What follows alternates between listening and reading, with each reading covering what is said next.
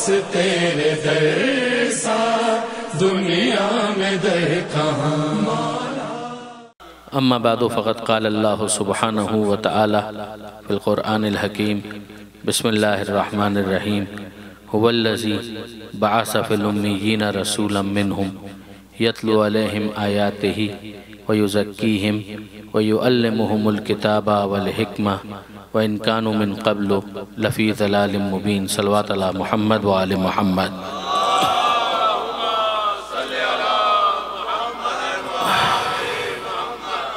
برادران عزیز و خاران محترم، اس سے پہلے کہ ہم اپنے موضوع پر آج کی حد تک گفتگو کریں، دو معروضات ہیں.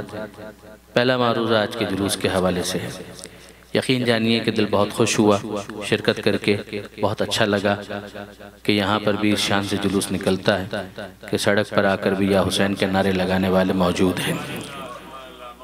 اور ظاہر ہے کہ ہر چیز ایک ارتقائی مرحلہ ہوتا ہے، اس سے گزرنے کے بعد ہی کسی پرفیکشن کی طرف جاتی ہے.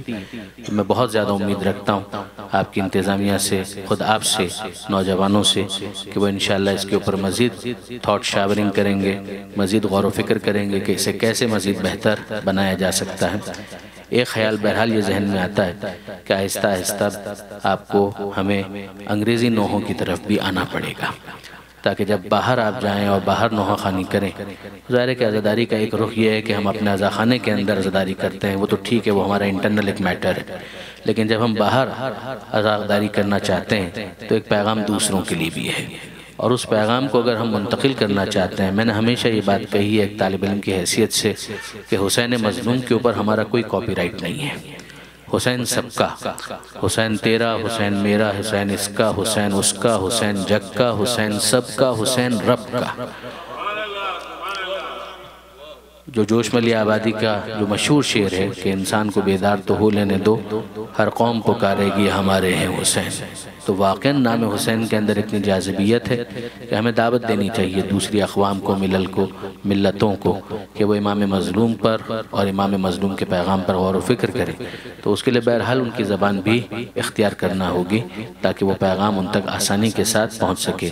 یہاں میں ایک آیت کی طرف بھی آپ کو متوجہ کروں گا کہ پروردگار عالم نے سورہ ابراہیم کے اندر یہ ارشاد فرمایا، 14واں سورہ قرآن مجید کا، کہ وَمَا أَرْسَلْنَا مِن رَسُولٍ إِلَّا بِلِسَانِ قَوْمِهِمْ، کہ ہم نے جب کبھی کسی رسول کو بھیجا تو اس بات کا خاص اہتمام کیا کہ رسول کی زبان وہی ہو جو قوم کی زبان ہے. اس لئے کہ ورنہ کمیونیکیشن گیپ آ جائے گا.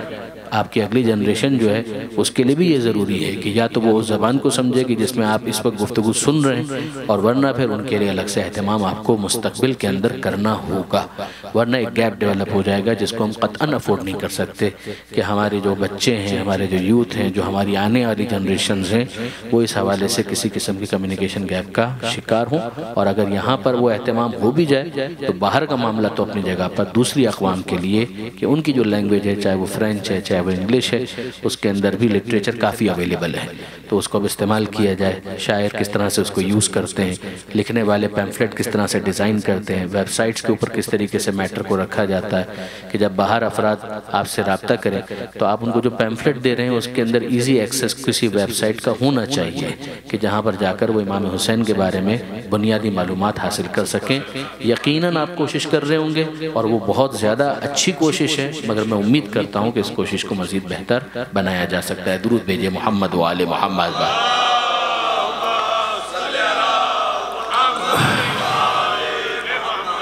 دوسری بات جو میں عرض کرنا چاہوں گا اس اعلان کے حوالے سے کہ ظاہر ہے کہ ڈونیشنز کی جو اپیل بار بار ہوتی ہے اور بالکل صحیح ہونی بھی چاہیے. دام درہم سخن قدم، ہر انسان اپنی کیپیسٹی کے اعتبار سے جب کنٹریبیوٹ کرتا ہے تو پھر کوئی نتیجہ ہمارے سامنے آتا ہے. آیت اللہ جعفر سبحانی حوزہ علم قم کی بہت مشہور شخصیت ہیں، بہت معروف شخصیت ہیں کہ جن کی کتابیں اردو میں بھی ٹرانسلیٹ ہوئیں، انگلش میں بھی ٹرانسلیٹ ہوئیں، عربی میں خود بھی انہوں نے کتابیں لکھی اور بہت سی کتابیں ان کی کے اندر بھی ٹرانسلیٹ ہوئی. انہوں نے ایک تفسیر لکھی ہے جس کا نام ہے منشور جاوید. منشور جاوید اس کا اردو ترجمہ ہوا قرآن کا دائمی منشور کے نام سے. یہاں میں عرض کروں اپنے نوجوان دوستوں ہی کے لیے کہ جو قرآن کی تفسیریں ہیں ان کی دو قسمیں ہیں براڈلی، ویسے تو کافی ہیں مگر براڈلی دو قسمیں ہیں. ایک ترتیب نزول اور ترتیب تلاوت کو مد نظر رکھتے ہوئے اس کو کہا جاتا ہے تفسیر ترتیبی، یعنی وہ تفسیر کہ جس کے اندر ترتیب کا خیال رکھا جائے کہ سورہ فاتحہ سے شروع کیا اور سورہ والناس تک اس کو پہنچایا، تو ایک ترتیب کے ساتھ تفسیر کی جاتی ہے۔ اس کی مثال تفسیر نمونہ ہے، تفسیر نور ہے، نقن صاحب کی تفسیر فصل الخطاب، یہ ساری تفسیریں ترتیبی ہیں، وہ عربی کے اندر بہت لکھی گئیں، انگریزی میں بھی لکھی گئیں۔ پھر ایک دوسرا اسٹائل ہے تفسیر کا جس کو کہا جاتا ہے ٹاپیکل کامنٹری، یعنی ٹاپک وائز، سبجیکٹ وائز۔ اگر آپ نے قرآن مجید کے اندر ایک موضوع دیکھا توحید، اور اس توحید سے متعلق جتنی آیتیں ہیں ان سب کو ایک جگہ پر اکٹھا کر لیا اور پھر اس کے بعد اس کی تفسیر کرنا شروع کی، اس کو کہا جائے گا ٹاپیکل کامنٹری۔ قرآن میں آیات ولایت، قرآن میں آیات رسالت، قرآن کے اندر آیات قیامت، قرآن کے اندر آیات جو عبادت کو ڈیفائن کرتی ہیں، ان سب کو ایک طرف رکھ لیا اور پھر اس کو ٹاپک وائز ڈسکس کیا۔ علامہ آیت اللہ جعفر سبحانی نے یہ جو ٹاپیکل کامنٹری کا اسٹائل اختیار کیا تو اس کے اندر چند جلدیں، چند والیومز ہیں کہ جو انہوں نے اس مقصد کے لیے وقف کیے کہ اس میں پیغمبر اکرم کی سیرت کو انہوں نے ڈسکس کیا از روئے قرآن، یعنی ٹاپک یہ لیا کہ سیرت رسول قرآن کی نظر میں۔ اب اس کے اندر جتنی آیتیں پیغمبر اکرم کی سیرت سے متعلق ہیں ان سب کو ڈسکس کیا، including the verse we are discussing۔ یہ جو سورہ جمعہ کی آیت ہے اس کو بھی اور دیگر تمام آیتوں کو انہوں نے ایک جگہ پر رکھا، پھر اس کو مختلف کلاسز کے اندر، کیٹیگریز کے اندر ڈیوائیڈ کیا اور پھر اس کو ڈسکس کیا۔ تو اس کے اندر انہوں نے ایک جگہ ایک بڑی پیاری بات لکھی، بہت زبردست بات لکھی۔ انہوں نے کہا کہ اسلام کیسے پھیلا۔ اگر اسلام کے پھیلنے کی وجوہات کو ڈسکس کیا جائے تو تفصیل کے لیے تو دفتر کے دفتر درکار ہے، لیکن اگر خلاصہ کیا جائے تو تین چیزیں ہیں: پیغمبر اکرم کا اخلاق، علی کی تلوار اور خدیجہ کی دولت۔ پیغمبر اکرم کا اخلاق ہے جس کے ذریعے سے لوگ جذب ہوئے، لوگ قریب ہوئے، لوگ اٹریکٹ ہوئے۔ جناب امیر المومنین کی تلوار ہے جو دفاع کے لیے اٹھی، کبھی آفنس نہیں کیا، دفاع، ڈیفنس کے لیے۔ اور پھر تیسرا موقع ہے جناب خدیجہ کا مال، کہ اگر آپ کوئی بھی دین کا کام بھی کرنا چاہتے ہیں تو بٹ نیچرل، اس کے لیے جہاں ہیومن ریسورس کی ضرورت ہے وہاں پر فائنینشیل ریسورسز کی ضرورت تو ہے۔ ہم دیکھتے ہیں کہ پروردگار عالم نے خود اس کو بھی ایک امتحان ہی کا عنوان دیا ہے۔ قرآن مجید کے اندر آپ کو صدقہ ایک عنوان نظر آئے گا، انفاق فی سبیل اللہ ایک عنوان نظر آئے گا، زکوٰۃ ایک عنوان نظر آئے گا، خمس ایک عنوان نظر آئے گا۔ یہ جو چیزیں ہیں ان کو ہم کیا کہیں گے؟ یہ ساری کی ساری فائنینشیل وہ لائبلٹیز ہیں کہ جو اسلام بیان کرتا ہے کہ ایک مومن اگر صاحب ایمان ہے تو ان تمام تر چیزوں کو اسے ادا کرنا ہے تاکہ اس کے ایمان کی جسٹیفیکیشن پتہ چل سکے۔ ہم دیکھتے ہیں کہ پروردگار عالم نے کافروں کے مزاج کے اوپر تنقید کی ہے سورہ یاسین کے اندر کہ اذا قیل لهم انفقوا مما رزقکم اللہ، کہ جب ان کافروں سے کہا جاتا ہے کہ خرچ کرو اس میں سے کہ جو اللہ نے تمہیں رزق کے طور پر دیا ہے، تو پہلے تو یہ خناس اپنے ذہن سے نکالو کہ جو تم نے کمایا ہے اس میں تمہاری کلاکاری ہے، تمہاری کاریگری ہے کہ ہم نے یہ کیا اور ہم نے وہ کیا، کوشش کرنا تمہارا کام تھا، مگر آل محمد کے صدقے میں قبول اسی نے کیا ہے۔ تو سب سے پہلے تو یہ خناس ذہن سے نکالو کہ صبح سے لے کر شام تک مزدوری ہم نے کی، پسینہ ہم نے بہایا اور اس کے بعد پھر اللہ کی راہ میں ہم خرچ کر دیں، یہ کیا مطلب ہوا؟ نہیں، اگر تم یہ سمجھتے ہو کہ واقعاً یہ تم نے کمایا ہے تو یہ قارون کی سوچ ہے، پھر اپنا مال اپنے پاس رکھو۔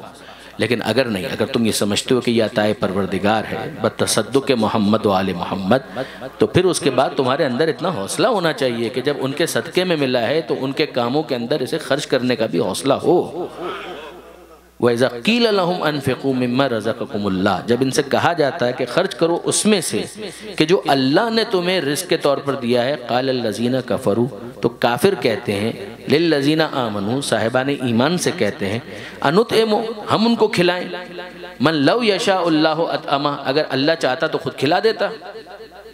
وہ بھی وسیلے کی اہمیت کو نہیں سمجھ پائے کہ پروردگار عالم چاہتا تو یقیناً کھلا دیتا، وہ تمہیں صاحب عزت بنانا چاہتا ہے، صاحب شرف بنانا چاہتا ہے، تمہیں اپنی نمائندگی کا شرف دینا چاہتا ہے۔ تم کیسے احمق ہو کہ اس کے نمائندگی کے شرف کو قبول کرنے سے انکاری ہو، نہ خود وسیلہ بنتے ہو اور جن کو اس نے براہ راست وسیلہ بنایا ہے نہ ان کا وسیلہ ہونا تمہیں سمجھ میں آتا ہے۔ خرچ کرو اس میں سے جو اللہ نے تمہیں رزق دیا ہے۔ یہ کہتے ہیں ہمیں کیا ضرورت ہے ہم اوور اسمارٹ بنے، اگر اللہ چاہتا تو انہیں خود کھلا دیتا۔ یہ کتنا بڑا الوژن ہے، یہ کتنا بڑا ایک فالس ایزمپشن ہے، یہ کتنی بڑی غلط فہمی ہے کہ جہاں پر ایزمپشن نمبر 1 یہ ہے کہ بھائی اللہ ہر چیز کے اوپر قدرت رکھتا ہے، جواب جی ہاں۔ اللہ کے خزانے میں کوئی کمی واقع ہو گئی ہے، جواب جی نہیں۔ تو وہ قدرت بھی رکھتا ہے، خزانے بھی اس کے پاس ہیں، تو پھر وہ کھلائے۔ اس کا مطلب یہ ہے کہ وہ ان کو بھوکا دیکھنا چاہتا ہے، ہم کو وہ دولت مند دیکھنا چاہتا ہے، ان کو وہ بھوکا دیکھنا چاہتا ہے۔ غلط۔ پروردگار اگر چاہتا تو ہر چیز خود کر لیتا، لیکن پھر اس کے بعد نہ تمہارا امتحان ہوتا، نہ امتحان میں کامیاب ہونے والے ہوتے، نہ امتحان میں ناکامی کا کوئی مطلب ہوتا۔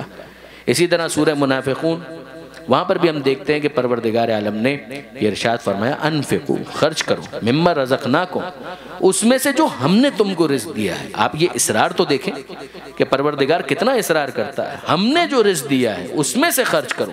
من قبل ان یاتی احدکم الموت، اس سے پہلے کہ موت کے عفریت کے پنجے آ کر تمہیں دبوچ لیں، تمہارا وقت آخر آ جائے۔ فیقول، تو پھر وہ کہنے والے کہیں گے رب لولا اخرتنی الی اجل قریب، کہ ہمارے پروردگار تھوڑی سی مہلت مل سکتی ہے، تھوڑی سی گنجائش، کچھ اس کو ڈیفر کر دیا جائے، تھوڑا سا ڈیلے کر دیا جائے، ملک الموت کہیں چلا جائے 5-10 منٹ کے لیے، 25 منٹ کے لیے، آدھے گھنٹے کے لیے، رب لولا اخرتنی الی اجل قریب، اے پروردگار اسے تھوڑا سا ڈیلے کیوں نہیں کر دیتا، فاصدق واکم من الصالحین، کہ میں تیری راہ میں صدقہ دے کر صالحین میں شامل ہو جاؤں۔ مگر وہ پھر ریگریٹس ہیں، پھر وہ پچھتاوا ہے۔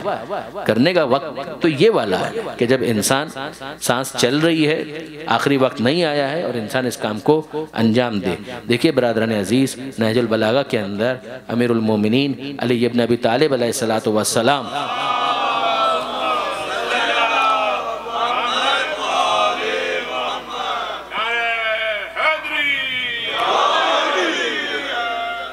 ارشاد فرماتے ہیں کہ استنزل الرزق بالصدقہ، اگر رزق میں اضافہ چاہتے ہو تو نازل کرواؤ اپنے رزق کو۔ ایک تو یہ ہے نا کہ ہم فقط دعا کریں اے پروردگار رزق دے دے، مگر ایک یہ ہے کہ نازل کرواؤ۔ عربی کے اعتبار سے باب استفعال، جس سے یہ استنزال نکلا ہے، ایک تو نزول ہے نیچے آنا، لیکن ایک استنزال نازل کروانا، کہ استنزل الرزق بالصدقہ۔ اب صاحبان علم تشریف فرمائے وہ جانتے ہیں کہ کوئی ریئیکشن ہو، اس کو فاسٹ کرنا ہو تو کیٹلسٹ کا استعمال کیا جاتا ہے۔ امیر المومنین فرماتے ہیں کہ رزق کو نازل کرواؤ، تو مولا وہ کیٹلسٹ کیا ہے کہ جس کے ذریعے سے وہ رزق جو ہے اس کو نازل کروانا ہے، کھینچ کر نازل کروانا ہے، وہ کیا ہے؟ کہ استنزل الرزق بالصدقہ، جتنا صدقہ دیتے جاؤ گے رزق تیزی کے ساتھ نازل ہوتا چلا جائے گا۔ اپنے رزق کو نازل کرواؤ۔ حدیث کے اندر عجیب تعبیرات ہیں کہ جو ہمیں نظر آتی ہیں کہ پروردگار کے ساتھ معاملہ کرو، تجارت کرو اس طرح سے کہ اس کی بارگاہ میں اگر صدقہ دو گے تو بے فکر رہو کہ تمہیں وہ پلٹ کر اور زیادہ دے گا۔ دیکھیے ایک اور حدیث مجھے یاد آئی کہ داؤ مرضاکم بالصدقہ، اپنے مریضوں کی بیماری کا علاج کرو صدقے کے ذریعے سے۔ دوا تو کرواؤ، مگر وہی اس دوا کو اگر فاسٹ امپلیمنٹ کروانا ہے، اس کا ایکشن اگر چاہتے ہو کہ اس کے اندر تیزی آ جائے، اثر آ جائے، تو ایک کام کرو کہ مریض کا علاج بھی کرواؤ، دوا بھی دو، لیکن ساتھ ساتھ صدقہ دو، جو دوا وہ لے رہا ہے اس کا اثر تیز ہو جائے گا۔ آپ نے غور فرمایا برادران عزیز، یہ انداز جو اختیار کیا ہے۔ ایک اور آیت سنیے چلیے، اس کے بعد ہم آئیں اسی موضوع سے متعلق جو آیت ہے اس کے اوپر، 4 پارہ جہاں پر شروع ہوتا ہے، لن تنالوا البر، تم اس وقت تک نیکی کے کمال تک نہیں پہنچ سکتے۔ یہ قرآن کتنی ڈیسائیسو پالیسی دے رہا ہے۔ لن تنالوا البر، لن نیور، ہو ہی نہیں سکتا۔ ایک ہے نو، اس کے لیے قرآن کے اندر الفاظ استعمال ہوتے ہیں لا، ما، نو۔ ایک ہے لن، جس کا مطلب ہے نیور، یہ ہو ہی نہیں سکتا۔ لن تنالوا البر، تم اس وقت تک نیکی کے کمال تک نہیں پہنچ سکتے۔ البر، بر یعنی نیکی کا کمال، ایک ہے نیکی اور ایک ہے نیکی کا کمال۔ ایک ہے عام نیکی اور اس نیکی کے اندر بھی جو درجات ہیں، البر، نیکی کے کمال تک تم پہنچ ہی نہیں سکتے حتیٰ جب تک تنفقو، تم اس میں سے خرچ کر دو کچھ مما تحبون جو تمہیں خود بہت زیادہ پسند ہے۔ دیکھیے برادران عزیز، یہ جو من ہے نا اس کے اندر، حتی تنفقوا مما تحبون، اس کے ذریعے سے ترجمہ ہوتا ہے کہ اس میں سے کچھ خرچ کر دو کہ جو تم نے خود بہت زیادہ چاہا ہے، اس میں سے کچھ خرچ کر دو۔ یعنی ایک چیز ہے، فرض کیجئے کہ وہی والی بات، اب یہاں پر تو وہ چیز نہیں ہوگی، مجھے نہیں معلوم ہے یا نہیں ہے، لیکن مثال کے طور پر لباس استعمال ہو گیا، پرانا ہو گیا، اور اب کسی غریب کو دے دیا، نیکی تو یہ بھی ہے، ایسا نہیں ہے کہ یہ نیکی نہیں ہے۔ پھینک دینے سے تو بہرحال بہتر ہے کہ کسی غریب تک پہنچ جائے اور وہ اس کو استعمال کر لے، بہت اچھا ہے، نیکی تو یہ بھی ہے۔ مگر نیکی کا کمال کیا ہے؟ کہ نیکی کا کمال یہ ہے کہ جو تم نے ابھی تازہ لباس سینے کے لیے خریدا ہے، اس میں سے کچھ اللہ کی راہ میں خرچ کرو، اس میں سے کچھ دو، تو یہ کیا آئے گا کہ یہ نیکی کا کمال ہے۔ کہ پورا دے دوں؟ کہ پورا نہیں مانگا، اس میں سے کچھ، اس میں سے کچھ، تو تم نیکی کے کمال تک پہنچ جاؤ گے۔ اب دیکھیے برادران عزیز، یہ پروردگار عالم کا کیا کرم ہے۔ کون ہے کہ جو اللہ کو قرض دے گا؟ یقرض اللہ قرضا حسنا، یہ جو تم نے اللہ کی راہ میں خرچ کیا ہے، اللہ کہتا ہے کہ یہ تم نے اللہ کو قرضہ دیا ہے، اللہ کو تم نے لون دی ہے۔ یہ کیپٹل آیا کہاں سے تھا؟ وہ تو پہلے ہی اس نے کہا مما رزقناکم، ہم نے تم کو رزق دیا ہے۔ اب ذرا دیکھیے برادران عزیز، اپنا کچھ نہیں ہے، سب کچھ اسی کا دیا ہوا ہے، سب کچھ اسی کا دیا ہوا ہے، اور پھر وہ اس کے بعد بندوں کی عزت افزائی کے لیے جو سب کچھ اس نے دیا ہے اس میں سے کچھ کا مطالبہ کرتا ہے، اور کہتا ہے کہ اس میں سے کچھ اللہ کی راہ میں خرچ کرو۔ تو ذرا سوچو تو صحیح کہ جب تم نے کچھ خرچ نہیں کیا تھا تو اس نے اتنا کچھ دے دیا، اگر تم کچھ خرچ کر دو گے تو وہ کیا کچھ نہیں دے گا۔ اور یہ پھر بندے کا ظرف ہے کہ اس نے کچھ مانگا اور یہ کچھ دینے کے لیے تیار نہیں ہوتا، اور وہ آل محمد کا ظرف ہے کہ مانگا کچھ ہوتا ہے اور یہ سب کچھ دینے کے لیے تیار ہو جاتے ہیں۔ پھر اس کے بعد اگر پروردگار ان کے صدقے میں بہت کچھ دے دے تو حیرت کس بات کی ہے۔ دیکھیے برادران عزیز، یہ سیکوینس اسی طریقے سے، اس کے لیے بھی تزکیہ نفس کی ضرورت ہے کہ انسان اپنے آپ کو جنروسٹی کے لیے، سخاوت کے لیے آمادہ کرے۔ میں یہاں پر آپ کی خدمت میں ایک اور لفظ جو ہے اس کو بھی نوجوانوں کے لیے واضح کرنا چاہوں گا۔ ہم نے بہت یہ لفظ سنا ہے، اخلاق، اخلاق، ایتھیکل ویلیوز ہوتی ہیں، مورلز، یہ ساری چیزیں۔ لفظ اخلاق کا مطلب کیا ہے؟ پیغمبر اکرم ختمی مرتبت احمد مجتبیٰ محمد مصطفیٰ صلی اللہ علیہ وآلہ وسلم،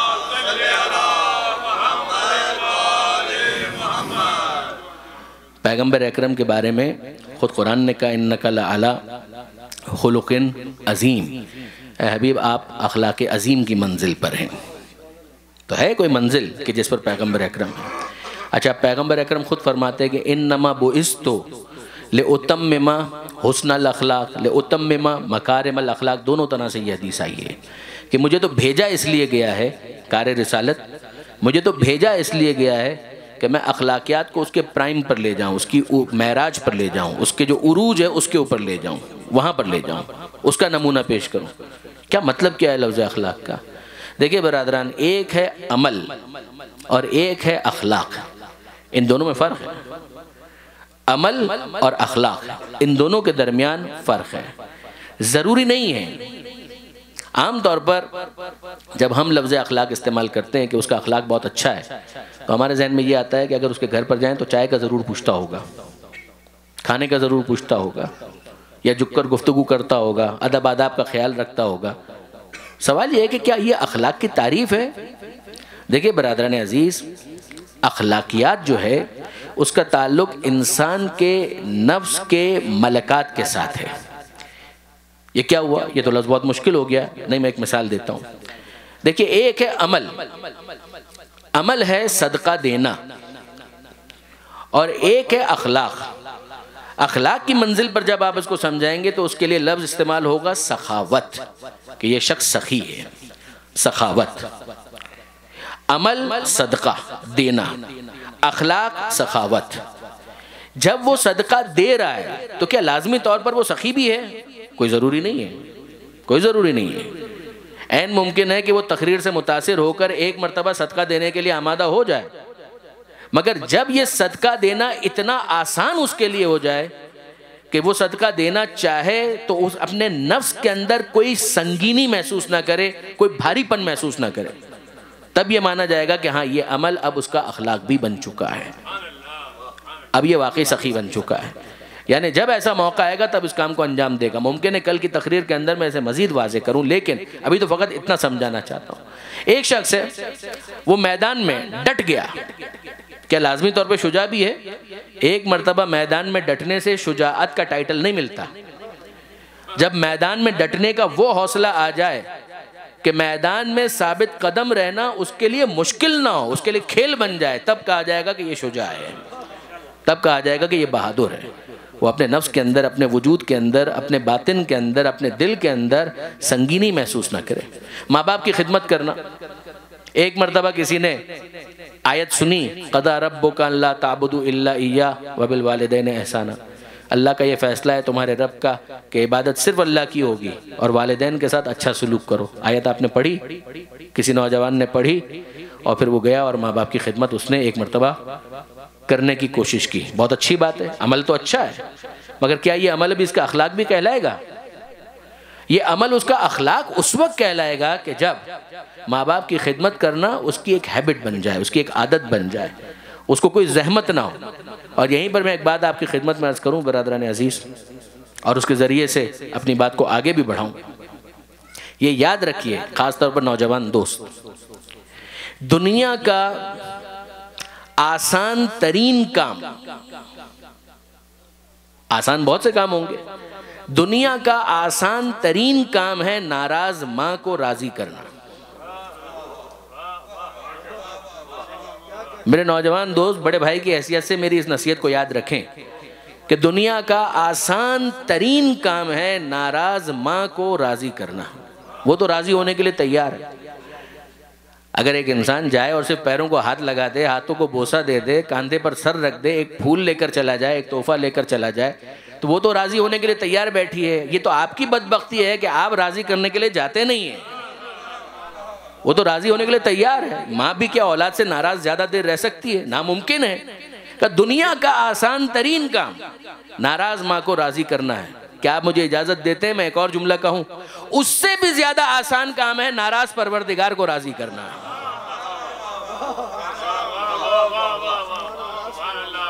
یعنی عام طور پر ذہن میں یہ آتا ہے کہ انسان کی کیا اوقات ہے۔ علامہ ذیشان حیدر جوادی علی اللہ مقامہ نے ایک جگہ تفسیر قرآن میں اس نقطے کو لکھا ہے، اپنے ترجمے کے حاشیے کے اندر انہوں نے لکھا کہ جناب زیادہ مشکل کیا ہے، بندے کا خدا سے راضی ہونا یا خدا کا بندے سے راضی ہونا؟ تو ہم یہ کہیں گے کہ انسان کی کیا حیثیت ہے، انسان کی کیا حیثیت ہے کہ وہ پروردگار عالم سے راضی ہونے میں زیادہ وقت لگائے۔ خدا ہی اپنے بندے سے تاخیر سے راضی ہوتا ہوگا، بندہ تو فوراً راضی ہو جاتا ہوگا۔ یقین جانیے معاملہ الٹا ہے، وہ تو اتنی جلدی راضی ہو جاتا ہے کہ دعائے کمیل میں علی سمجھاتے ہیں، یا سریع الرضا، اے بہت جلد راضی ہو جانے والے، اے بہت جلد راضی ہو جانے والے، اغفر لمن لا یملک الا الدعاء، اس پر رحم کر، اس کی مغفرت کر کہ جس کے پاس دعا کے سوا کچھ نہیں ہے، وسلاحہ البکا، اور جس کا اسلحہ ہے کہ بکا کرے، تیری بارگاہ میں فریاد کرے، یا من اسمہ دوا و ذکرہ شفا و طاعتہ غنن۔ کیا انداز ہے کہ جو امیر المومنین جس کو اختیار کرتے ہیں، اے بہت جلد راضی ہو جانے والے، وہ اتنی جلدی راضی ہو جاتا ہے کہ کبھی آنسو کے ایک قطرے پر راضی ہو جاتا ہے، کبھی ندامت کے ایک سجدے پر راضی ہو جاتا ہے۔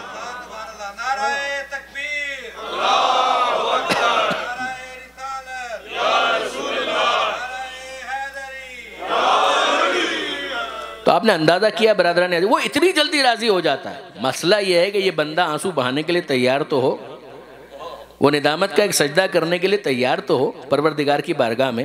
اب آپ غور فرمائیے اور مزید دیکھیے آل محمد نے جو ہمیں، میں نے پہلے بھی عرض کی تھی کہ دعائیہ جو لٹریچر ہمیں دیا ہے، ہم پورے فخر کے ساتھ صحیفہ کاملہ کو دنیا کے سامنے پیش کر سکتے ہیں کہ ذرا دیکھو تو صحیح، یہ ہیں آل محمد کہ جنہوں نے خدا سے مناجات کا ڈھنگ بتایا۔ میں پہلے بھی عرض کر چکا ہوں، خدا سے مناجات، خدا سے بات کرنے کا پروٹوکول یہ وہی بتا سکتا ہے جو وہاں سے آیا ہو، جو وہاں سے آیا وہ بتائے گا۔ آپ تعقیبات مشترک کے اندر ذرا دیکھیے اور اندازہ کیجئے کہ کیا قیمت آپ لگائیں گے اس مناجات کی، اس دعا کی۔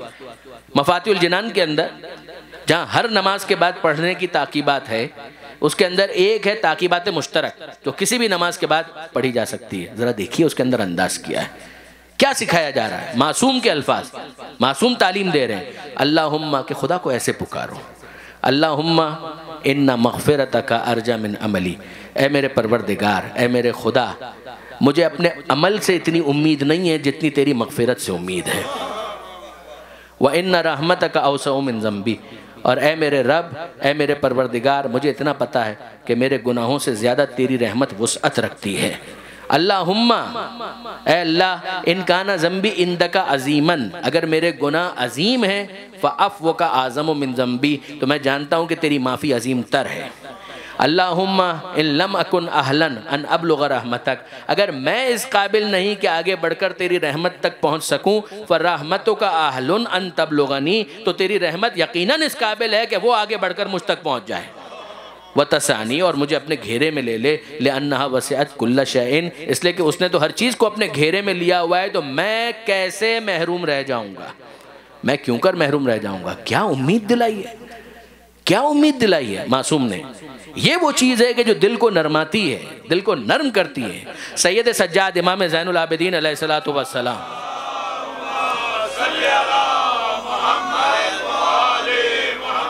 حج ہی کے موقع پر حسن بصری، آپ جانتے ہیں صوفیہ کے سلسلے کے ایک بزرگ، بلکہ بعض افراد تو انہی سے تصوف کے آغاز کی بھی باتیں کرتے ہیں، البتہ صوفیہ اپنا سلسلہ مولا تک جوڑتے ہیں۔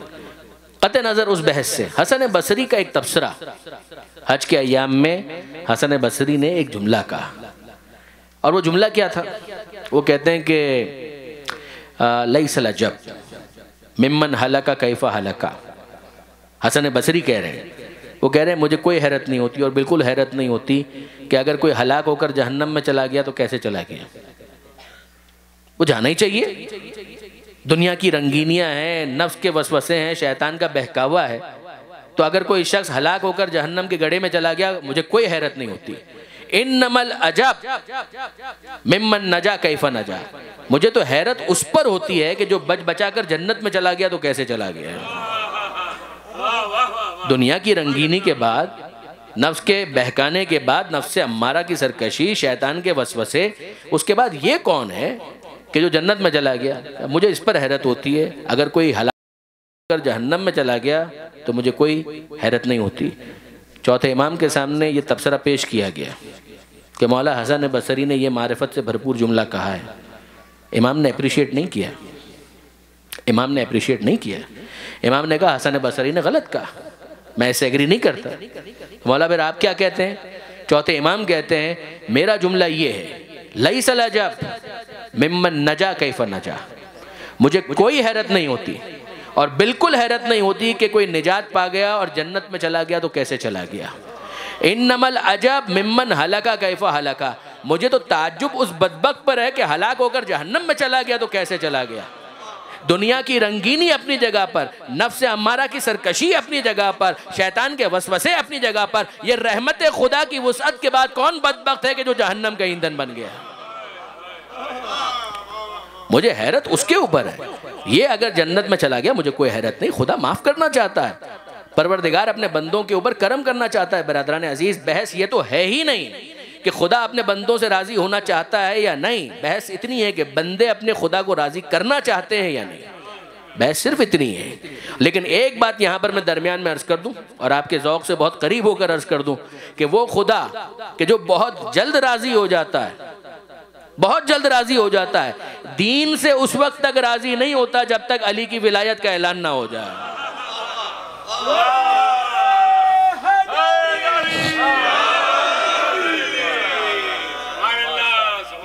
آیت آپ کے ذہن میں یقیناً ہونی چاہیے کہ الیوم اکملت لکم دینکم، آج کے دن میں نے دین کو مکمل کر دیا، واتممت علیکم نعمتی، اور نعمتوں کو تمام کر دیا، ورضیت لکم الاسلام دینا، اور میں دین سے راضی ہو گیا، اس اسلام سے بطور دین میں تمہارے لیے راضی ہو گیا۔ یعنی اس کا مطلب کیا ہوا کہ اگر ولایت کا اعلان نہ ہو تو دین بھی رضی اللہ نہیں بنتا۔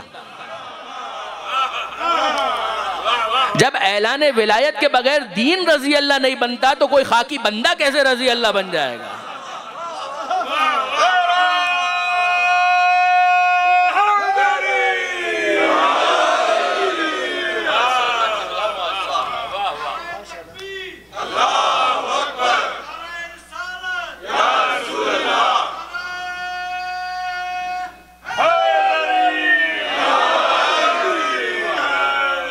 اب برادران عزیز ذرا سا اس آیت پہ اور رک جائیے. یہ جو آیت ہے آیہ اکمال دین اتمام نعمت جس کو کہا جاتا ہے، میں آپ سے کیا عرض کروں، میں طالب علم ہمیشہ میں نے عرض کیا اور ابھی بھی یہی کہتا ہوں، آج بھی طالب علم ہوں، مگر ایک کنونشنل جو طالب علمی کا زمانہ ہوتا ہے جب وہ شروع ہوا اس زمانے سے پھر قرآن کا مطالعہ شروع کیا، میں پریشان ہو گیا اس آیت کے اوپر. اس آیت کے اندر ایک لفظ وہ ہے کہ جو پریشان کرنے والا ہے، اور وہ ہے اتممت علیکم نعمتی، نعمت کو میں نے تمام کر دیا. اچھا دیکھیے، دین مکمل ہو گیا یہ سمجھ میں آتا ہے کہ دین جو ہے اس کے مختلف فیزز ہیں، ولایت کا اعلان اس طرح سے مجمع میں ہو گیا تو دین مکمل ہو گیا، بات سمجھ میں آتی ہے. یہ نعمت کے تمام ہونے کا کیا مطلب؟ تیسرا جملہ بھی واضح ہے، رضیت لکم الاسلام دینا، آج میں دین اسلام سے راضی ہو گیا، بطور دین اسلام سے راضی ہو گیا. خدا کہہ رہا ہے، اس کو حق ہے. اب یہ جو درمیان کا جملہ ہے اتممت علیکم نعمتی، میں نے نعمت کو تمام کر دیا. ہم جب لفظ اتمام استعمال کرتے ہیں، تمام استعمال کرتے ہیں تو کیا مطلب ہوتا ہے؟ اس کا مطلب ختم ہو گیا، تمام شد. آپ نے خط لکھنا شروع کیا، جہاں پر آپ نے ختم کر دیا وہاں پر لکھا تمام شد. یہ عام طور پر جو اہل زبان حضرات ہیں وہ تائید کریں گے. اسی طریقے سے ہوتا ہے، ناول لکھنے والے ناول لکھتے ہیں، جہاں ناول مکمل ہو گیا، ان کا انداز تھا پرانا، اب معلوم نہیں کیا کرتے ہیں، لیکن تمام شد یعنی وہ تمام ہو گیا، یعنی مکمل ہو گیا، کمپلیٹ ہو گیا، یعنی اب اس کے بعد مزید ناول آگے نہیں بڑھے گا. یہی ہے یا کچھ اور ہے؟ یہی مطلب ہے.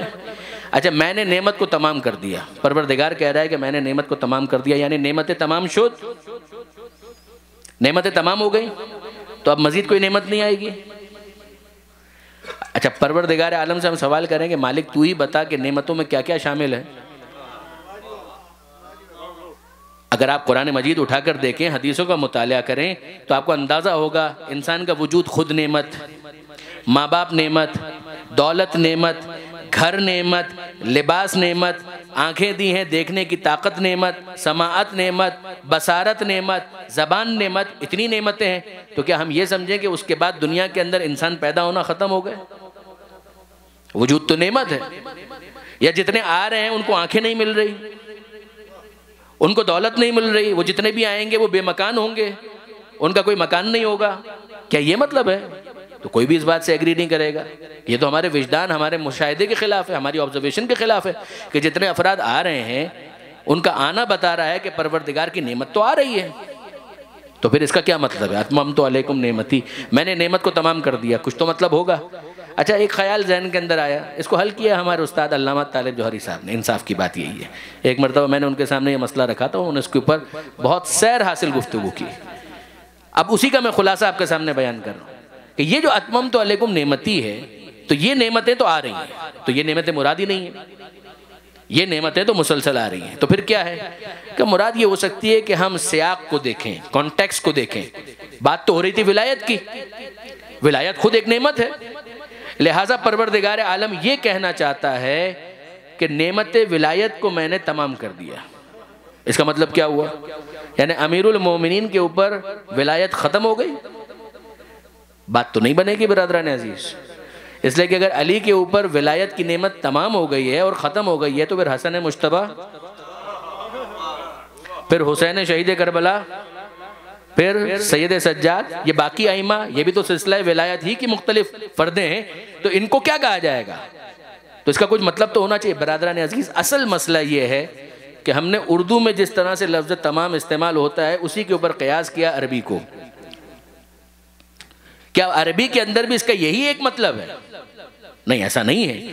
عربی کے اندر اتمام یا تمام اس کو تسلسل کے لیے بھی استعمال کیا جاتا ہے. کیا مطلب؟ یعنی ایک چیز جس کو پروردگار نے مسلسل کر دیا اس کے لیے بھی لفظ اتمم تو استعمال ہوتا ہے. اب اگر میں سوال کروں کہ یہ ہم نے کہہ تو دیا، کیا قرآن ہی سے اس کا کوئی شاہد کا مطلب ہوتا ہے کوئی گواہی کے لیے کوئی دوسری آیت ہے؟ جواب جی ہاں، قرآن مجید کی متعدد آیتیں ہیں، مگر میں ایک آیت آپ کے سامنے پیش کرتا ہوں.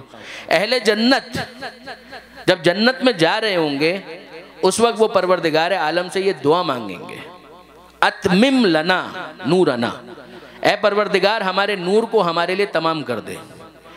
کیا اس کا یہ مطلب ہے کہ اے پروردگار ہمیں نور دے دے اور اس کے بعد وہ تمام شد اندھیرا ہو جائے؟ جواب جی نہیں، وہ دعا یہ مانگ رہے ہیں کہ اے پروردگار جو نور تو نے دیا ہے اسے ہمارے لیے مسلسل کر دے، اب جب تک ہم ہیں تب تک یہ نور باقی رہے۔ پروردگار عالم نے نعمت ولایت کے لیے کہا اتممت علیکم نعمتی، میں نے تم پر نعمت ولایت کو تمام کر دیا، اب علی کو دیکھو اور نسل علی میں تلاش کرتے چلے جاؤ، قیامت آ جائے گی یہ سلسلہ ولایت منقطع نہیں ہوگا، مہدی کی صورت میں باقی رہے گا۔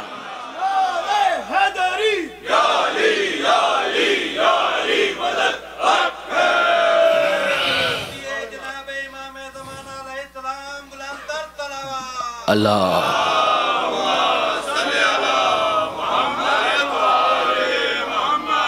بس برادران عزیز، یہ آل محمد یہ سخی گھرانہ ہے، یہ پک کرنا جانتے ہیں، وہ دیکھتے ہیں کہ کہاں پر جوہر موجود ہے وہ اس کو پک کرتے ہیں، یہ بخشوانے کے لیے تیار ہیں، یہ آمادہ ہیں، خدا معاف کرنے کے لیے تیار ہے۔ دیکھیے پروردگار عالم نے یہ جو مختلف عنوانات رکھے، رحمت خدا، توبہ، استغفار، شفاعت، آل محمد سے وابستہ ہو جاؤ تمہارے گناہ معاف کر دیے جائیں گے، کوشش کرو اپنی سی، مگر اس کے بعد وابستہ ہو جاؤ ان سے، تمہارا راستہ تو درست ہو تو آہستہ آہستہ کم سے کم امپرومنٹ آتی جائے گی۔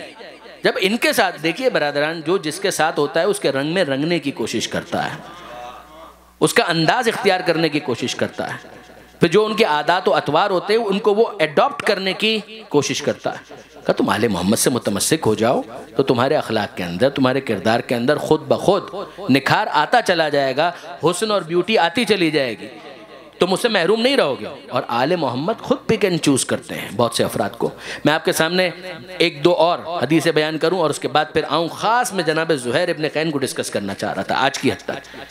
یہ جو پروردگار عالم نے رکھا ہے توبہ کا دروازہ، کیوں؟ خدا معاف کرنا چاہتا ہے اپنے بندوں کو۔ اگر کوئی خود فرعون بننا چاہے ایک الگ بات ہے برادران عزیز، اگر کوئی خود قارون بننا چاہے الگ بات ہے، اگر کوئی خود نمرود بننا چاہے الگ بات ہے، اگر کوئی خود یزید بننا چاہے الگ بات ہے، ورنہ میں آپ سے عرض کروں پروردگار اپنے بندوں کو معاف کرنا چاہتا ہے۔ پروردگار چاہتا ہے کہ میرے بندے واپس آئیں۔ توبہ کا ایک مطلب ہی یہ ہے کہ بندے کا پلٹ کر واپس آنا۔ توبہ کا دوسرا مطلب ہے رحمت خدا کا مسلسل متوجہ ہونا، توجہات پروردگار کو حاصل کرنا۔ توبہ ہمیشہ گناہ کے ساتھ جڑا ہوا ایک فینومینا نہیں ہے۔ اگر گناہ ہے تو بندہ دور ہو گیا، وہ پلٹ کر واپس آئے، بازگشت، ایکو، یہ ہے توبہ۔ اور بندہ اگر خدا کی بارگاہ میں پہلے سے موجود ہے تو رحمت خدا کا مسلسل حاصل کرتے رہنا، اسے بھی توبہ کہتے ہیں، اسے بھی استغفار کہتے ہیں، اسے بھی استغفار کہتے ہیں۔ دیکھیے برادران عزیز، معصوم کی اس حدیث پر توجہ کیجیے، من تاب قبل موتہ بسنۃ قبلت توبتہ۔ اگر کوئی اپنے مرنے سے 1 سال پہلے توبہ کر لے اس کی توبہ بھی قبول کر لی جائے گی۔ اب اس کے بعد امام کہتے ہیں اللہ، ارے بھائی ان السنہ کثیر، 1 سال تو بہت زیادہ ہے۔ من تاب قبل موتہ بشہر قبلت توبتہ، اگر کوئی اپنے مرنے سے 1 مہینہ پہلے توبہ کر لے اس کی توبہ بھی قبول کر لی جائے گی۔ یہ انداز آپ دیکھ رہے ہیں، یہ امید کو بیدار کیا جا رہا ہے۔ پھر امام کہتے ہیں اللہ، ارے بھائی ان الشہر کثیر، یہ 1 مہینہ بھی بہت زیادہ ہے۔ من تاب قبل موتہ باسبوع قبلت توبتہ، اگر کوئی اپنے مرنے سے 1 ہفتہ پہلے توبہ کر لے قبلت توبتہ، اس کی توبہ بھی قبول کر لی جائے گی۔ پھر فرماتے ہیں بھائی یہ 1 ہفتہ بھی بہت زیادہ ہے۔ من تاب قبل موتہ بیوم، اگر کوئی اپنے مرنے سے 1 دن پہلے توبہ کر لے قبلت توبتہ، اس کی توبہ بھی قبول کر لی جائے گی۔ یقین کریں گے؟ اس کے بعد امام کہتے ہیں اللہ ان الیوم کثیر، 1 دن بھی بہت زیادہ ہے۔ من تاب قبل موتہ بساعۃ، اگر کوئی مرنے سے 1 لمحہ پہلے توبہ کر لے قبلت توبتہ، اس کی توبہ بھی قبول کر لی جائے گی۔ حور کی توبہ آپ کو سمجھ میں آ رہی کہ وہ توبہ کیوں قبول ہو رہی ہے؟ توبہ ہو اور خالص ہو، یہ شرف حاصل ہو جائے۔ حسین تلاش کر رہے ہیں کہ وہ اس کے اندر جوہر موجود ہے، اسے آنا چاہیے۔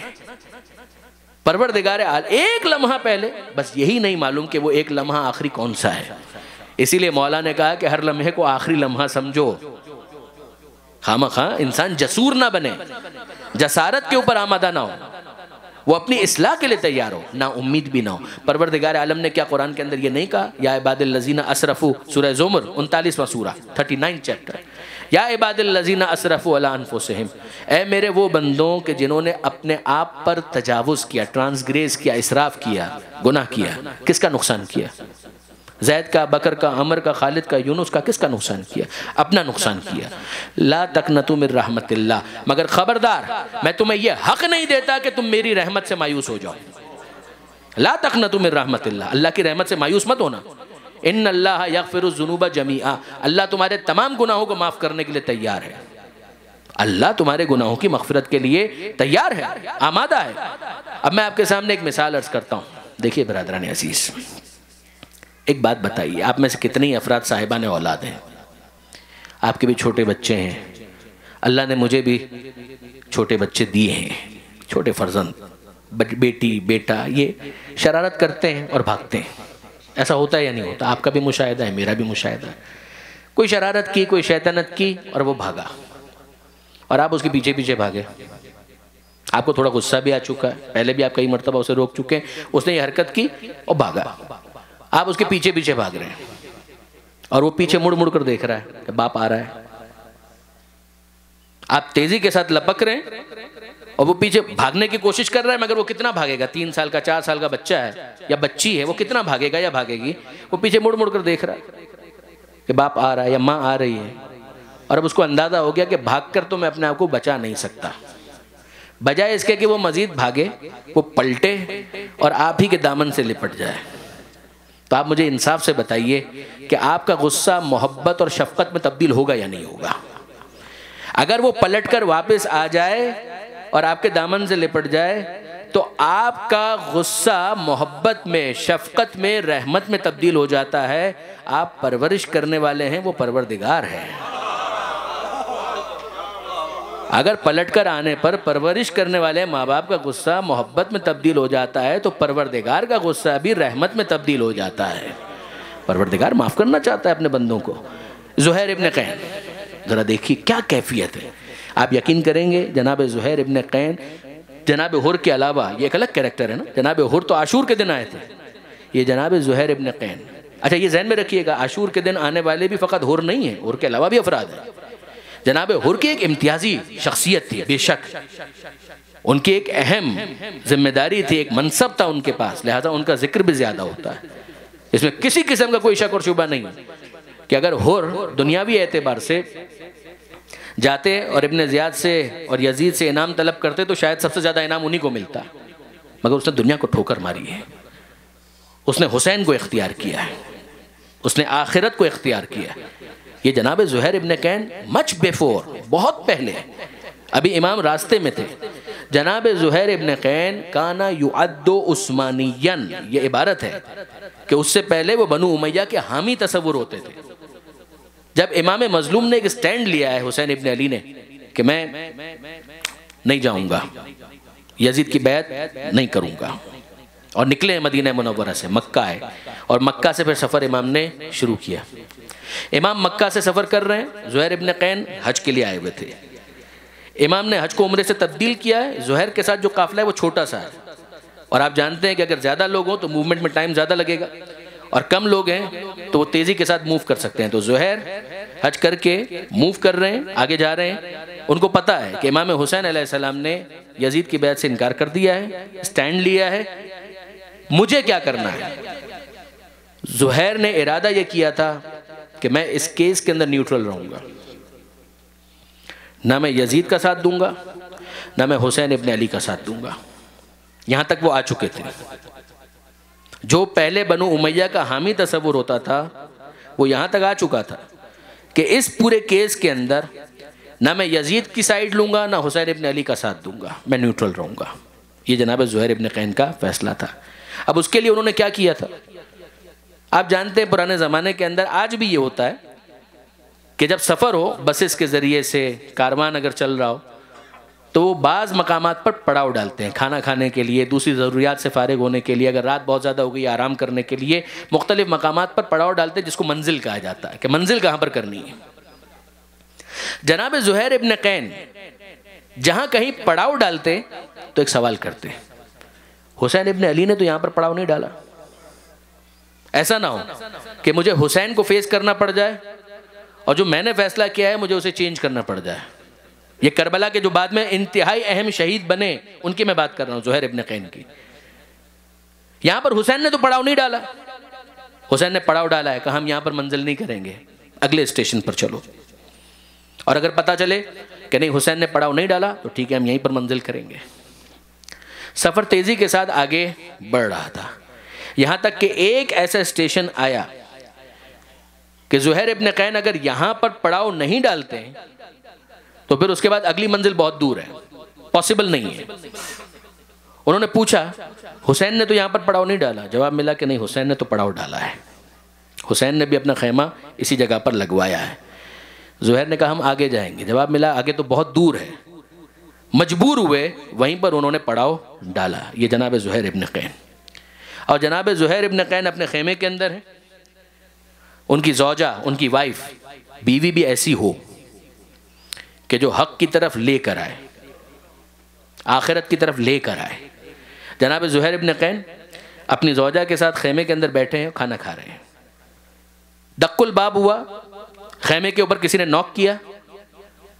جناب زہیر ابن قین کے ہاتھ میں جو نوالا تھا وہ اسی طرح سے رہ گیا. سوال کرتے ہیں کون؟ جواب ملا کہ میں حسین ابن علی کا پیغام لے کر آیا ہوں. ایک نوجوان جو حسین ابن علی کا پیغام لے کر آئے. زہیر کہتے ہیں کیا پیغام ہے؟ کہ فرزند رسول آپ سے ملنا چاہتے ہیں، آپ کو دعوت دی ہے کہ آپ آئیں اور فرزند رسول سے ملاقات کریں. زہیر ابن قین کے ہاتھ میں جو نوالا تھا وہ گر گیا. سمجھ میں نہیں آ رہا کیا جواب دیں. ملاقات کرنا نہیں چاہ رہے تھے، ملاقات کرنا پڑ رہی ہے. انکار کر دیں، ہاں بولیں، کیا کریں؟ زوجہ نے ایک جملہ کہا جس کی وجہ سے میں نے تعریف کی. ان کی زوجہ نے ایک جملہ کہا، اے زہیر فرزند رسول تمہیں بات چیت کے لیے دعوت دے رہے ہیں، جا کر سنو تو صحیح کہ وہ کیا کہنا چاہتے ہیں. زہیر ابن قین نے کہا ہاں میں چاہوں گا اور جا کر فرزند رسول کی بات سنوں گا کہ حسین کیا کہتے ہیں. یقین جانیے برادران عزیز، زہیر ابن قین گئے اور جب پلٹ کر آئے ہیں تو زہیر ابن قین وہ نہیں تھے، تبدیل ہو چکے تھے. یہ حسین ابن علی کی نگاہ ہے، دیکھ رہی ہے. یہ شخص ضائع نہیں ہونا چاہیے، اس شخص کو خراب نہیں ہونا چاہیے، اس شخص کو یزیدی نہیں ہونا چاہیے. اس کے اندر جوہر موجود ہے، کیوں یہ جہنم کا ایندھن بن رہا ہے؟ حسین ابن علی اپنے لشکر کی مختصر سی تعداد کو پورا کرنا چاہتے ہیں. حسین ابن علی کے علم میں ہے کہ میرے ساتھ کون کون شہید ہونے والا ہے. یہ شخص اسے جہنم کا ایندھن نہیں بننا چاہیے، اسے یزیدی نہیں ہونا چاہیے. اسے بلوایا، کچھ باتیں کی. کیا باتیں کی تاریخ میں نہیں لکھا ہوا، کچھ نہیں لکھا، تفصیل نہیں موجود کہ امام نے ان سے کیا بات کی. بس اتنا ہے کہ زہیر آئے اور آنے کے بعد چہرے پر مسکراہٹ ہے اور کہتے ہیں کہ میں نے فرزند رسول کے ساتھ مرنے کا فیصلہ کر لیا ہے. میں نے یہ فیصلہ کر لیا ہے، میں اپنی جان قربان کروں گا. جو میرے ساتھ چلنا چاہے چلے، جو نہ چلنا چاہے نہ چلے. اور زوجہ سے کہا کہ تم جاؤ کوفہ میں جہاں تمہارا گھر ہے وہیں پر جاؤ، میں جا رہا ہوں فرزند رسول کے ساتھ. زوجہ کی عجیب کیفیت ہے، خوشی سے نہال بھی ہے کہ میری تحریک کام آئی، میں نے جو کوشش کی تھی وہ نتیجہ خیز ثابت ہوئی. اب یہ جناب زہیر ابن قین ایک جملہ اور کہتے ہیں. وہ کہتے ہیں ارے ہائے افسوس، میں نے تو یہ بھی نہیں پہچانا کہ مجھے حسین نے اتنی عزت دی. مجھے بلانے کے لیے کسے بھیجا؟ کسی اور کو نہیں، شبیہ رسول علی اکبر کو بھیجا. وہ جوان جو آیا تھا پیغام لے کر کا اور کوئی نہیں تھا، کوئی اور نہیں تھا، وہ شبیہ رسول علی اکبر تھے کہ جس کو حسین نے بھیج دیا. اس سے بڑی میری کیا عزت ہو سکتی ہے؟ مرنے کا میں نے فیصلہ کر لیا ہے. اور یہ جناب زہیر ابن قین، ان کے بہت سے ایٹریبیوٹس ہیں، بہت سی ان کی صفتیں ہیں کہ جو قابل تعریف ہیں. بعد میں انہوں نے جان بھی دی اور بڑی شجاعت کے ساتھ. مگر ایک ان کی خوبی یہ تھی کہ وہ بہت بڑے اوریٹر بھی تھے.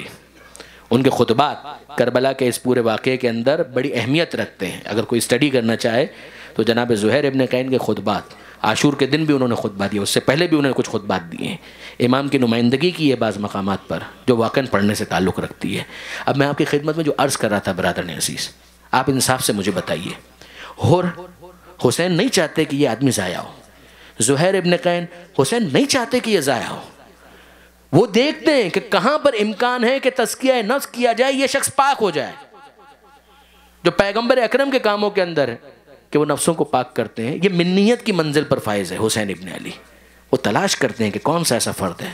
برادران عزیز غور کیجئے، جب اصغر کو ہاتھ پر بلند کر کے پانی مانگ رہے تھے، مجھے یہ کہنے کی اجازت دیجیے اصغر کے لیے پانی نہیں مانگ رہے تھے، تزکیہ نفس کی کوشش کر رہے تھے کہ اب بھی اگر کوئی ہے کہ اپنے آپ کو پاک کرنا چاہے، اپنے نفس کو پاک کرنا چاہے، تو ذرا سوچے تو صحیح کہ میں بول کیا رہا ہوں، میں کیا کر رہا ہوں. اصغر کی شہادت کو آل محمد کا گھرانہ بھلا نہیں سکا. کربلا کے واقعے کے بعد سید سجاد نے 35 برس گریہ کیا ہے. آپ کے ذہن میں اگر پہلی مجلس ہو، میں نے کہا تھا شام کو یاد کیا بہت زیادہ، الشام الشام الشام. اپنے بابا کی پیاس کو یاد کیا، ہائے میرا بابا پیاسا مارا گیا. اور یقین کریں گے تیسری چیز جس کو بہت زیادہ یاد کیا وہ اصغر کی شہادت ہے. سید سجاد مدینہ منورہ میں تھے اور مختار کوفہ کے اندر حاکم بن چکے ہیں. قاتلان حسین کو چن چن کر گرفتار کر رہے ہیں اور قتل کر رہے ہیں. ایک شخص آیا کوفہ سے مدینہ منورہ میں، سید سجاد کا جو دستور ہے آنسوؤں کے ساتھ ملاقات کی، اور اس شخص سے پوچھا کہ ہاں بھائی سناؤ تم کوفے سے آئے ہو، کوفے کی کیا حالت ہے، کوفے کی کیا کیفیت ہے؟ کہا مولا میں کیا بتاؤں، کوفہ کے اندر مختار کا حکم چلتا ہے اور مختار جو ہے وہ ایک ایک کر کے قاتلان حسین کو پکڑتے ہیں، گرفتار کرتے ہیں، اقبال جرم کرواتے ہیں اور پھر اس کو قتل کروا دیتے ہیں. مختار کا یہ بہت بڑا کنٹریبیوشن ہے. جو اقبال جرم وہ کرواتے تھے، ابن زیاد کے دربار میں رجسٹر موجود تھے. ہر ایک نے انعام حاصل کرنے کے لیے اپنے اپنے جرائم لکھوائے تھے. مختار ان رجسٹرز کے اندر لکھی ہوئی انٹریز کے ساتھ اس کو میچ کرتے تھے اور پھر اس کے بعد اس کو سب کے سامنے نمونہ عبرت بناتے تھے. جب اس نے یہ کہا کہ مولا قاتلان حسین، آپ کے بابا، آپ کے خانوادے کے افراد، ان کے قاتلوں کو ایک ایک کر کے چنتے ہیں، گرفتار کرتے ہیں اور اس کے بعد ان سے اقبال جرم کر کے ان کو قتل کر دیتے ہیں. سید سجاد نے کچھ دیر کے لیے اپنا سر جھکایا، سر اٹھایا اور ایک جملہ کہا، ہرملہ گرفتار ہوا، ہرملہ پکڑا گیا. یہ شخص کہتا ہے مولا میں حیران ہوں، آپ نے اکبر کے قاتل کے بارے میں نہیں پوچھا، آپ نے عباس کے قاتل کے بارے میں نہیں پوچھا، حد یہ ہے کہ آپ نے خود حسین کے قاتل کے بارے میں نہیں پوچھا. آپ نے پوچھا تو اصغر وہ 6 ماہ کے بچے کے قاتل کے بارے میں پوچھا. سید سجاد کہتے ہیں تمہیں معلوم نہیں ہے وہ تیر اصغر کے گلے پر نہیں لگا، وہ ہم آل محمد کے دل میں پیوست ہو گیا. ہم اصغر کی شہادت کو بھول نہیں سکتے. اس نے کہا کہ مولا ابھی تک ہرملہ تو پکڑا نہیں گیا، ہرملہ گرفتار نہیں ہوا. سید سجاد نے بددعا دی ہے ہرملہ کو. اس موقع پر ہرملہ کو بددعا دی ہے کہ وہ گرفتار بھی ہو اور اسے سخت عذاب کا شکار کیا جائے، بددعا دی ہے. یہ شخص جو کوفے سے آیا تھا واپس کوفہ گیا، اور جب یہ کوفہ گیا ہے، پہنچ گیا کوفے کے اندر، تو دیکھا کہ مختار کا دربار لگا ہوا ہے اور ہرملہ گرفتار ہو چکا ہے. جیسے ہی اس نے ہرملہ کو گرفتار دیکھا، نعرہ تکبیر بلند کیا، اللہ اکبر. مختار نے سوال کیا اللہ کی کبریائی میں کیا شبہ ہے، مگر اس وقت نعرہ تکبیر لگانے کا کیا محل ہے؟ وہ کہتا ہے کہ امیر میں کیا بتاؤں، میں ابھی مدینہ سے بس کوفہ میں داخل ہوا ہوں، وہاں پر سید سجاد نے کسی اور کے بارے میں نہیں پوچھا تھا، اسی ملعون کے بارے میں پوچھا تھا، اسی ہرملہ کے بارے میں پوچھا تھا کہ یہ گرفتار ہوا یا نہیں، اور بددعا دی تھی. اور امیر جیسے میں یہاں پر داخل ہوا، میں نے دیکھا یہ گرفتار ہو چکا ہے، میں اپنے جذبات پر قابو نہیں رکھ سکا اور میں نے نعرہ تکبیر بلند کر دیا. مختار کی آنکھوں میں آنسو آ گئے. اور اب مختار کہتے ہیں اے ہرملہ تو بتا کہ تو نے کربلا میں کیا کیا تھا، بتا کہ تو نے کربلا میں کیا کیا تھا. ہرملہ کہتا ہے امیر جو سزا دینی ہے دے دے، مگر مجھ سے یہ مت پوچھ کہ میں نے کربلا کے اندر کیا کیا. علامہ رشید ترابی کے الفاظ کہ مجھ سے یہ مت پوچھ کہ میں نے کربلا میں کیا کیا. جو سزا دینی ہے، مجھے قتل کرنا ہے قتل کر دے، مجھے مارنا ہے مجھے مار دے، یہ مت پوچھ کہ میں نے کربلا میں کیا کیا. کہا نہیں تجھے بتانا پڑے گا کہ تو نے کربلا میں کیا کیا. اور اب ہرملہ کہتا ہے کہ امیر میرے پاس 8 تیر تھے جن میں سے 5 نشانے پر نہیں لگے. 8 تیر تھے، 5 نشانے پر نہیں لگے، 3 نشانے پر لگے.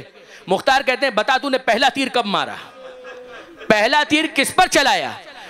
ہرملہ کہتا ہے امیر میں نے پہلا تیر اس وقت کمان سے رہا کیا جب عباس مشق سکینہ کو بھر کے خیموں کی طرف جا رہے تھے. مجھے عمر سعد نے حکم دیا اے ہرملہ یہ مشق خیمے میں نہیں جانی چاہیے، میں نے اس وقت تیر کمان میں جوڑا اور جب میں نے کمان سے تیر رہا کیا ہے وہ تیر جا کر پیوست ہوا ہے مشک سکینہ میں، پانی بہہ گیا اور عباس پھر گھوڑے پر سنبھل نہیں سکے، بازو قلم ہو چکے تھے، عباس گھوڑے سے زمین پر آ گئے۔ کہا بتا کہ تو نے دوسرا تیر کب مارا؟ حرملہ نے دوسرا تیر اسکپ کر دیا اور تیسرے تیر پر چلا گیا۔ کہا میں نے اگلا تیر اس وقت مارا کہ جب حسین ذوالجناح پر ڈگمگا رہے تھے، ذوالجناح سے نیچے نہیں آ رہے تھے، زخمی تھے، ڈگمگا رہے تھے۔ مجھے عمر سعد نے کہا اے حرملہ تیر چلا تاکہ حسین زخمی ہو کر، مزید زخمی ہو کر ذوالجناح سے زمین پر آئے۔ اے امیر میں نے کمان میں تیر جھوڑا اور جب رہا کیا ہے وہ تیر جا کر لگا ہے حسین کی پیشانی پر، حسین کی پیشانی سے خون کا فوارہ جاری ہوا، حسین ذوالجناح پر ٹھہر نہ سکے، وہ زمین کربلا پر گرے۔ کہا بتا تو نے تیسرا تیر کب مارا؟ وہ کہتا ہے امیر مجھ سے یہ مت پوچھ کہ میں نے یہ تیسرا تیر کب مارا، یہ میں نہیں بتانا چاہتا۔ کہا نہیں تجھے بتانا پڑے گا کہ تو نے یہ تیسرا تیر کب مارا۔ کہا امیر وہ وقت تھا کہ جب 6 ماہ کا بچہ حسین کے ہاتھ پر تھا، حسین یہ کہہ رہے تھے اے فوج اشقیہ اس کی ماں کا دودھ تک خشک ہو چکا ہے، اگر تم سمجھتے ہو کہ بچے کے بہانے میں پانی پی لوں گا، لو میں نے بچے کو زمین پر لٹا دیا، جلتی ہوئی ریت پر بچہ تڑپتا رہا مگر کسی نے پانی نہ پلایا۔